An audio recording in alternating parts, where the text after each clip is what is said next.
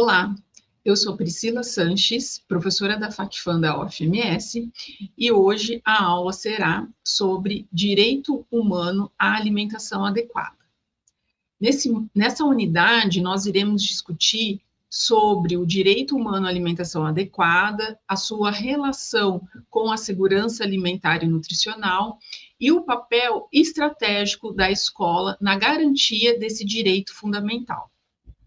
O direito humano à alimentação adequada, ele é um direito fundamental garantido pela Constituição Federal do nosso país, mas também por tratados internacionais. E é um direito que vai além do acesso à alimentação, porque ele envolve desde a qualidade dos alimentos, o acesso à regularidade, mas também a adequação cultural e nutricional dos alimentos. É um direito que ele está interligado, ele é interdependente do eixo da segurança alimentar e nutricional, mas também do conceito de soberania alimentar, dos quais nós iremos tratar ao longo dessa aula. E aí, o DHA, é importante dizer que ele está vinculado aos direitos humanos. E é importante entender que os direitos humanos, eles existem para proteção do indivíduo, quanto à tirania e à injustiça. Então, o direito humano ele vem para garantir a dignidade, a igualdade de direitos entre homens e mulheres, com a finalidade de promover o progresso da sociedade, bem como a paz e um estado de ampla liberdade. Então, antes de falar do DHA em si, nós temos que falar dos direitos humanos. Qual que é esse conceito? Direito humano são aqueles direitos dos quais os seres humanos possuem unicamente e exclusivamente por terem nascido e por fazerem parte da espécie humana, parte da sociedade. E são direitos inalienáveis, ou seja, eles são intransferíveis. Isso significa que não podem ser tirados por ninguém, nem podem ser voluntariamente cedidos. E eles são independentes da legislação nacional, ou da legislação do Estado, ou do município. E os direitos humanos, eles asseguram às pessoas as condições básicas para a sobrevivência, permitindo que o indivíduo tenha uma vida digna. Ou seja, que as pessoas tenham acesso à liberdade, à igualdade, ao trabalho, à terra, à saúde, à moradia, à educação, à água e aos alimentos de qualidade, entre outros requisitos. Bom, então o DHA ele é indispensável para a sobrevivência do indivíduo. E nós temos esse direito garantido também pelas normas internacionais, pelos acordos e tratados internacionalmente entre as nações, sempre levando a garantia do direito a todos os indivíduos à alimentação adequada. Então, como eu já disse, é um direito fundamental para que as pessoas estejam livres da fome, como pré-requisito para a realização de todos os outros direitos dos quais eu já citei lá na definição de direito humano: acesso ao lazer, à moradia, à terra, à educação, à saúde, entre outros. O DHA foi previsto inicialmente na Declaração Universal dos Direitos Humanos, lá em 1948, ao término da Segunda Guerra Mundial, que na época existia uma indisponibilidade de alimentos. Então, os direitos humanos, fez essa previsão na Declaração Universal de Direitos Humanos para que o alimento também entrasse no quesito de alimentação, no quesito dos direitos humanos. Mas também o DHA ele está no Pacto Internacional dos Direitos Econômicos, Sociais e Culturais, a PIDESC, desde 1966. Então, para vocês entenderem da importância desse direito, quanto à alimentação que o indivíduo, qualquer indivíduo, em qualquer nação, tem garantido. Bom, e aí nós temos que falar da Organização das Nações Unidas, a ONU, que também traz a definição de DHA e traz a importância desse direito.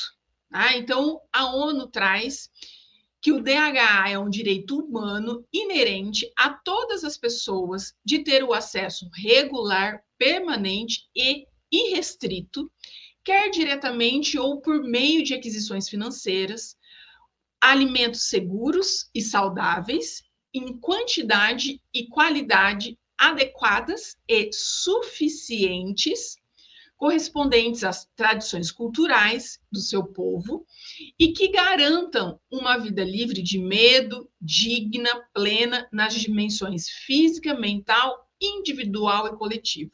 Né? Então, é um direito bem amplo que dá às pessoas alimentos seguros no quesito da qualidade higiênico-sanitária, saudáveis no quesito dos nutrientes, tanto em qualidade nutricional, ou seja, o indivíduo ele tem que ter acesso aos alimentos que dê o aporte a todos os nutrientes, sejam os macronutrientes e todos os micronutrientes, como a gente já conceituou nas nossas aulas anteriores, né? E então também respeite a cultura alimentar dos povos. Né? Então, se eu estou no país Brasil, a cultura alimentar do nosso país ela tem que ser preservada. Né? Então, o indivíduo ele não tem que ter só acesso a qualquer tipo de alimento, ele tem que, nesse acesso ao alimento, tem que garantir alimentos que respeitem a cultura alimentar dessa população. E aí nós temos que relembrar ou ressaltar, né, que a ONU é uma organização internacional que ela foi fundada lá em 1945, ao término da Segunda Guerra Mundial, com o objetivo de promover a paz e a segurança internacional, mas também, né, desenvolver relações amistosas entre as nações, cooperação para resolver problemas e conflitos, e também promover os direitos humanos aos indivíduos. Né? Então, é um órgão internacional que tem essa responsabilidade de garantir os direitos humanos em todas as nações. E o DHA, né, pensando aí dentro da ONU, da Organização das Nações Unidas, ela foi pensada, né, após a Segunda Guerra, ao término da Segunda Guerra Mundial, para resolver o problema naquela época que existia da indisponibilidade dos alimentos. Então, existia uma fome instalada e a pobreza instalada no mundo. E a ONU veio, então, com o DHA para suprir, para minimizar a fome nas nações. Tá? Então, é um dos objetivos, uma forma de atuação da ONU, por isso que a ONU traz, né, a definição de DHA também. Bom, e aí nós temos 4 princípios que regem o DHA e que estão interligados, são dependentes, que é os princípios de disponibilidade, acessibilidade, adequação e sustentabilidade. O princípio de disponibilidade, ele traz a disponibilidade da oferta suficiente de alimentos a partir de recursos, de terras produtivas ou de recursos naturais como pesca, caça, que devem estar disponíveis aos indivíduos. Ou ainda, né, a disponibilidade de recursos financeiros para que o indivíduo faça a compra de alimentos no mercado local. Né? Ou ainda que o governo disponibilize ações provenientes de acesso aos alimentos, como, por exemplo, a cesta básica. Né? Então, é o princípio de disponibilidade dos alimentos. O outro princípio é o de acessibilidade. seja física ou econômica. Então, esse princípio, ele traz que os indivíduos tenham a acessibilidade física aos alimentos necessários, seja em qualquer faixa etária, então, desde o bebezinho, ter acesso ao aleitamento materno, as crianças, adolescentes, indivíduos adultos, idosos, sejam saudáveis, ou os indivíduos que apresentem patologias também devem ter acessibilidade física aos alimentos, os indivíduos que estejam no sistema presidiário, os indivíduos vítimas de um desastre natural, que também devam ter acesso aos alimentos. Acessibilidade econômica, né?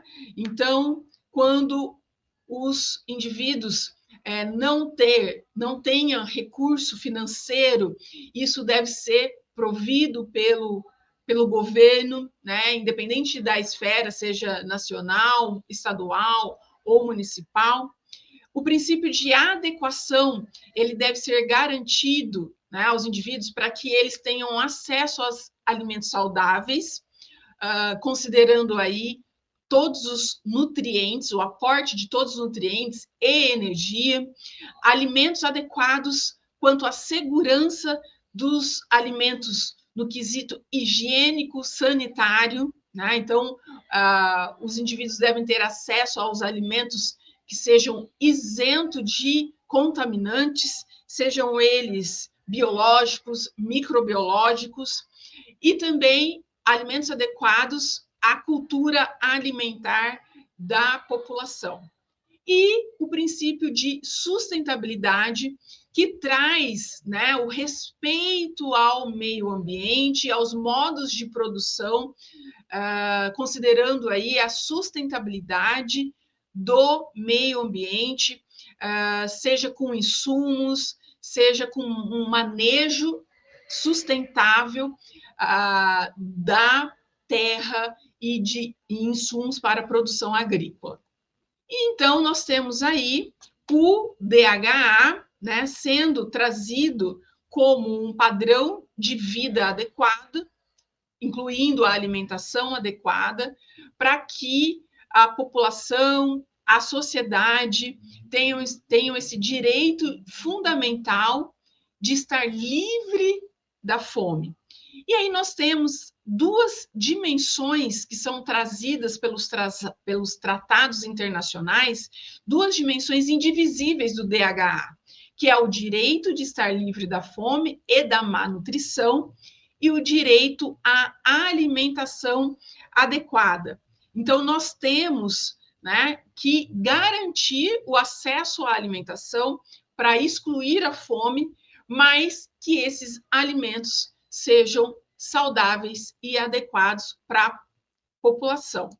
Então, o DHA, ele luta contra a fome, ele deve atender às necessidades nutricionais, mas ele vai além do que só o acesso à alimentação e o aporte de energia e nutrientes adequados.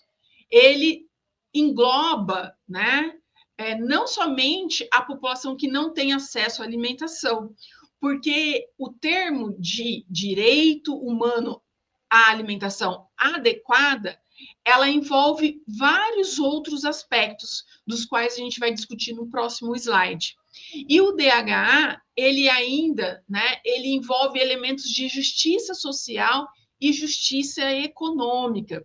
Então, é um direito muito amplo, né, do qual nós devemos estar atentos e devemos garantir para todos os indivíduos. E então, né, a alimentação adequada, o termo adequado, ele envolve diversidade de alimentos, né, garantia de que a diversidade dos alimentos em todas as regiões do nosso país seja garantida. Então, o indivíduo que mora na região norte deve consumir os alimentos que são produzidos, né, localmente e os alimentos que são nativos, né? O indivíduo que está lá na região sul tem o mesmo direito de consumir os alimentos que são produzidos lá na região, incluindo os alimentos nativos. Outra dimensão que nós devemos considerar da alimentação adequada é a qualidade sanitária, né? Como eu disse para vocês, os alimentos devem estar isentos de contaminantes microbiológicos.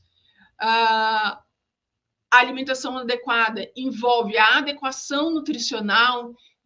O indivíduo ele deve consumir a alimentação rica em todos os nutrientes, considerando carboidrato, proteína e lipídios, os macronutrientes, considerando todas as vitaminas e minerais que estão dentro da categoria de micronutrientes.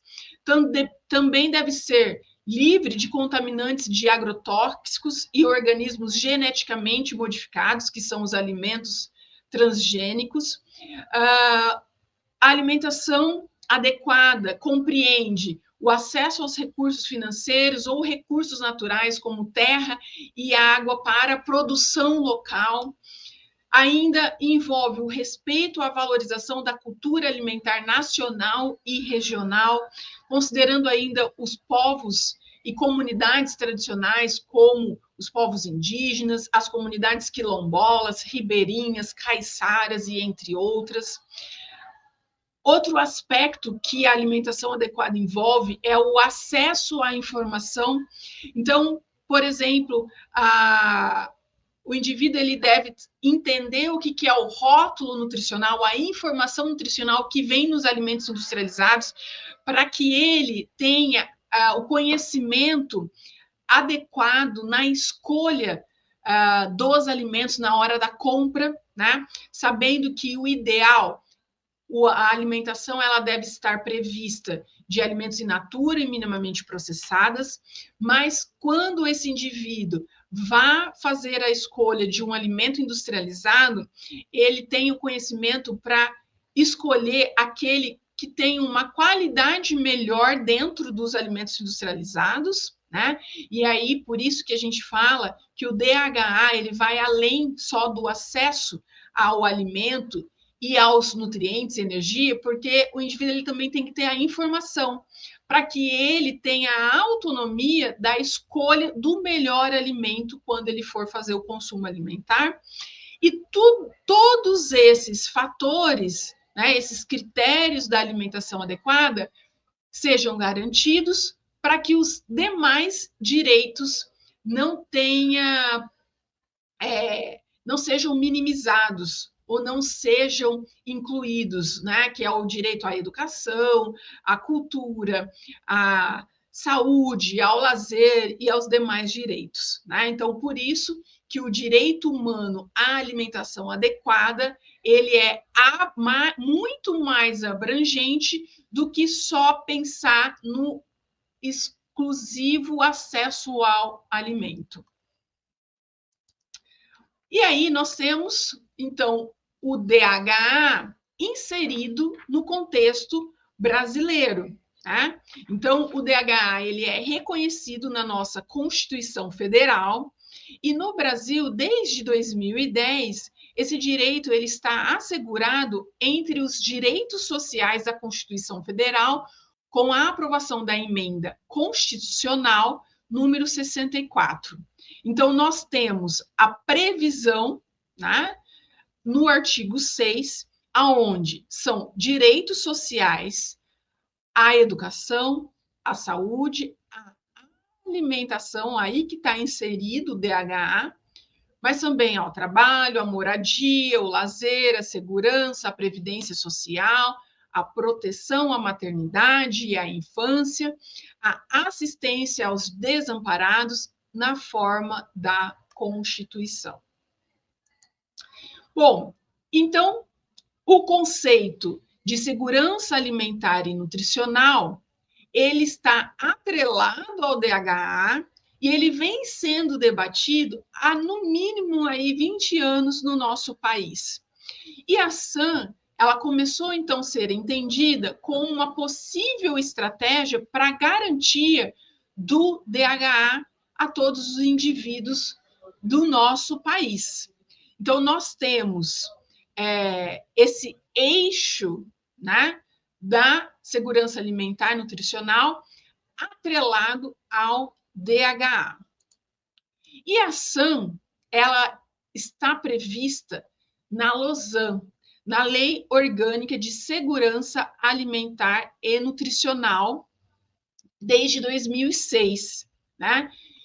Então, a SAM, ela consiste na realização do direito de todos ao acesso regular e permanente a alimentos de qualidade, em quantidade suficiente, sem comprometer o acesso a outras necessidades essenciais, ou seja, a outros direitos humanos, tendo como base práticas alimentares promotoras de saúde que respeitem a diversidade cultural e que sejam ambiental, cultural, econômica e socialmente sustentáveis. Então, a ação prevista no artigo 3 da Lei 11.346, que é a LOSAN, a Lei Orgânica de Segurança Alimentar e Nutricional. Então, nós temos, né, a LOSAN sendo prevista no ano 2006, para que depois, em 2010, a Política Nacional de Segurança Alimentar e Nutricional fosse publicada lá no ano de 2010. E aí nós temos, então, a LOSAN com um marco legal da PINSAM, Política Nacional de Segurança Alimentar e Nutricional, que foi publicada no ano de 2010. Então, o CISAM é um sistema público, né, que regulamenta, que efetiva a segurança alimentar e nutricional no nosso país. Bom, então nós temos aí o CISAM como um sistema de gestão intersetorial, participativa e de articulação entre os 3 níveis de governo, federal, estadual e municipal, para implementação e execução da Política Nacional de Segurança Alimentar e Nutricional. E o CISAM, ele é constituído, então, por órgãos públicos, né, das 3 esferas do governo, mas também da sociedade civil organizada, que tem que trabalhar em conjunto para formular, implementar e monitorar as políticas de segurança alimentar e nutricional no Brasil. E aí, então, o CISAM, ele é o sistema público no Brasil que garante, né, o direito humano à alimentação adequada e traz, né, essa garantia de implementação e monitoramento da SAM. E nós temos aí como articulação da sociedade civil organizada o CONSEA, que é o Conselho Nacional de Segurança Alimentar, que é um espaço de controle social, né, que estará articulado com o DHA, com a segurança alimentar e nutricional e a soberania alimentar do nosso país. E nós temos, então, em 2010, a publicação do decreto 7.272, que instituiu a PINSAM, a Política Nacional de SAM, né? Então, nós tivemos em 2006 a Lei Orgânica criando o CISAM e, em 2010, a política que traz a regulamentação da segurança alimentar e nutricional. E a PINSAM, ela garante, então, que a população tenha acesso regular e permanente a alimentos de qualidade, em quantidade suficiente, sem comprometer o acesso às outras necessidades básicas que o indivíduo tem. Então, como vocês estão percebendo, nós vamos... o país ele vai amarrando, né, essas políticas públicas para que elas possam ser efetivadas no nosso país. E aí nós temos ainda o conceito, então, de soberania alimentar, que é relevante para que tenha a efetivação do DHA e da SAM no nosso país. Esse conceito de soberania, ele é atrelado, né, aos conceitos de DHA e SAM, para que os povos eles possam decidir sobre a produção e consumo dos alimentos. Porque o DHA e a SAM, ele é do acesso à alimentação.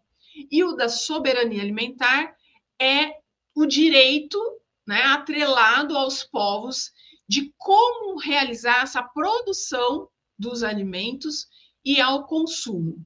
E aí também, né, a soberania alimentar, ela traz a autonomia e as condições de vida e de trabalho dos agricultores familiares e dos camponeses, o que se reflete na produção de alimentos de qualidade, seguros, diversos e ambientalmente sustentáveis e adequados à cultura local. E esse conceito, ele também é relevante no que diz respeito à soberania das nações e à sua autossuficiência com relação aos alimentos para o consumo interno.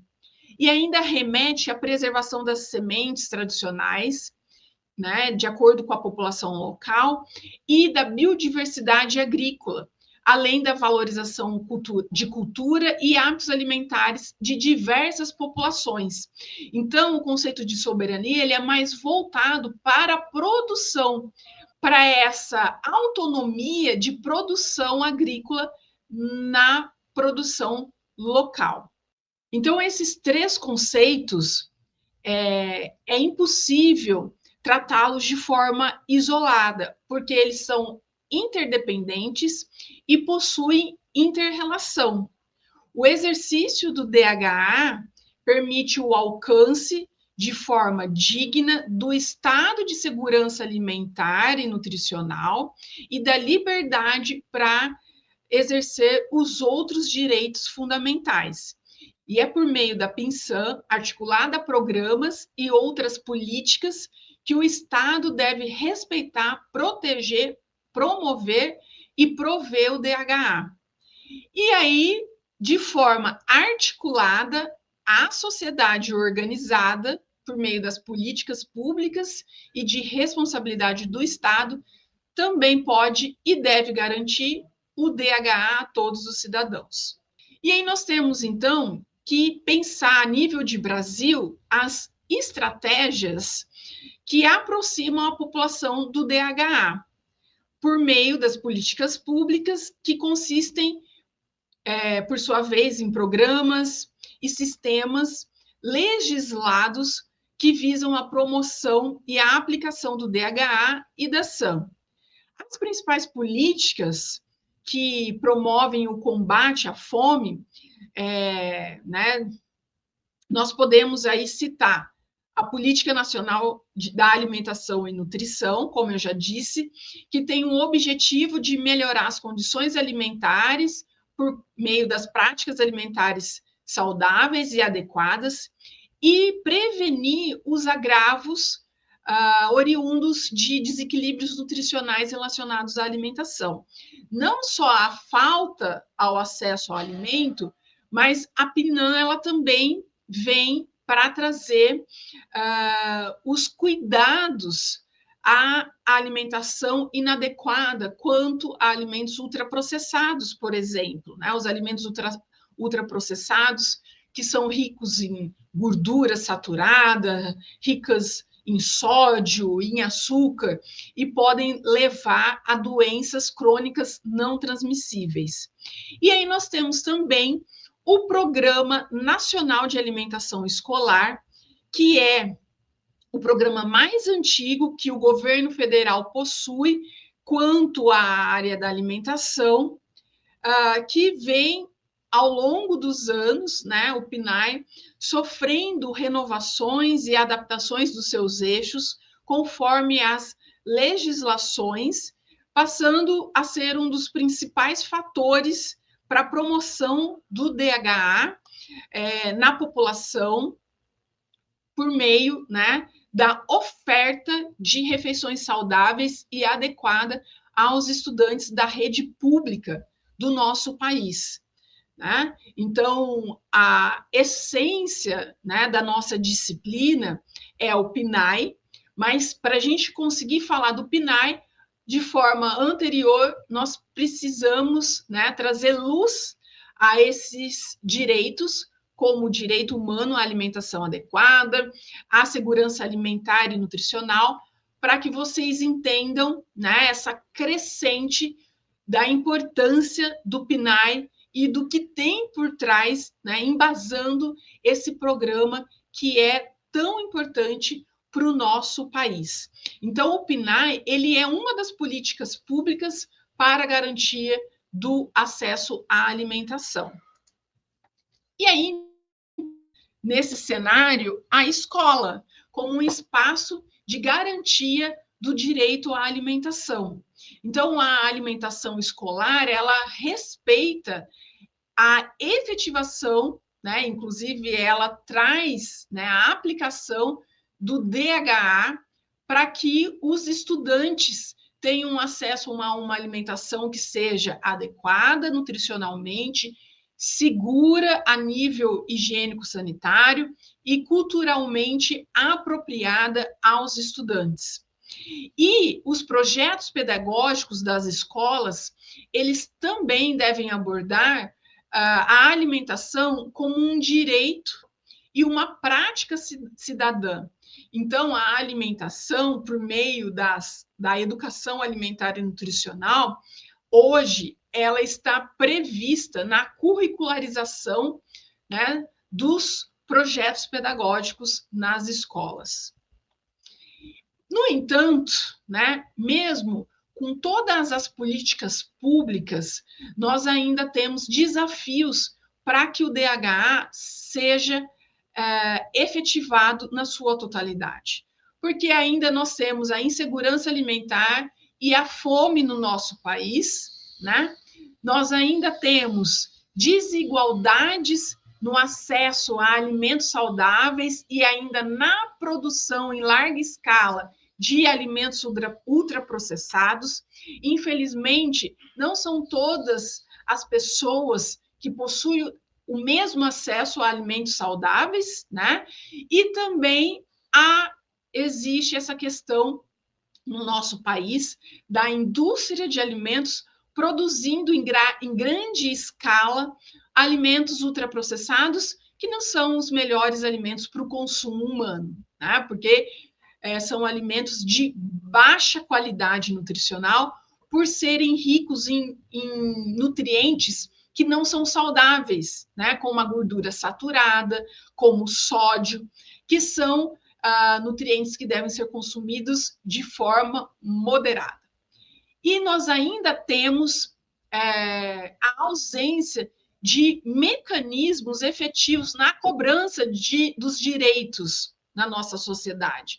Mesmo nós tendo o controle social por meio do CONSEA e outros mecanismos, nós não temos esse controle social sendo 100% efetivo, né? Nós ainda precisamos da sociedade organizada, atuando de forma efetiva para que nós possamos ter a cobrança do direito humano à alimentação sendo efetivo e integral.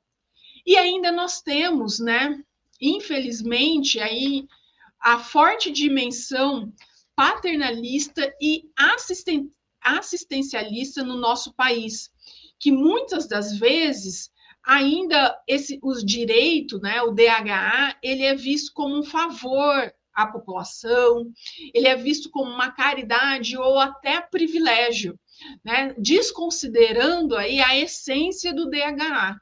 Infelizmente, ainda para algumas pessoas na nossa sociedade, ele é visto como um privilégio, como um favor que o governo tem que fazer à sociedade, aos indivíduos que são vulneráveis, né? E não é visto como um direito que o indivíduo tem em receber. E finalizando, né, concluindo a nossa aula de DHA, Nós entendemos, então, que o DH ele é um direito previsto na nossa Constituição Federal, mas ele também é um direito humano e social, né? Então, ele deve ser realizado e no contexto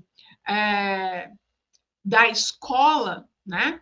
Ele é executado, ele é efetivado por meio do PNAE, e o DHA, então, ele deve ter a sua efetivação por meio das políticas públicas, por meio da participação social e da educação. E aí nós temos, então, a escola sendo um espaço estratégico de promoção do DHA, da SAM e de defesa desse direito aos estudantes. Aqui são as referências que foram utilizadas para essa aula, e eu desejo a todos bons estudos e até a nossa próxima aula.